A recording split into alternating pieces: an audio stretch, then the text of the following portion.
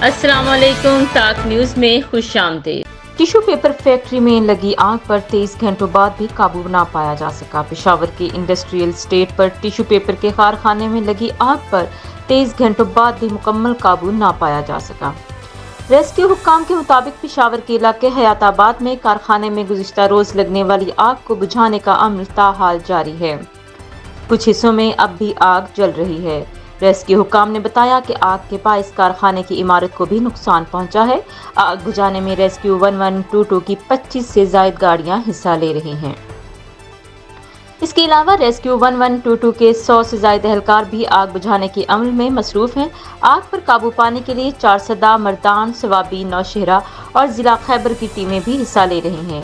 دوسری جانب ترجمان ریسکیو کی جانب سے بتایا گیا کہ آگ بجھانے کے آپریشن کے دوران اب تک تقریباً 18 ریسکیو اہلکاروں کی حالت غیر ہوئی، جنہیں طبی امداد فراہم کی گئی ہے اور اب ان کی حالت بہتر ہے۔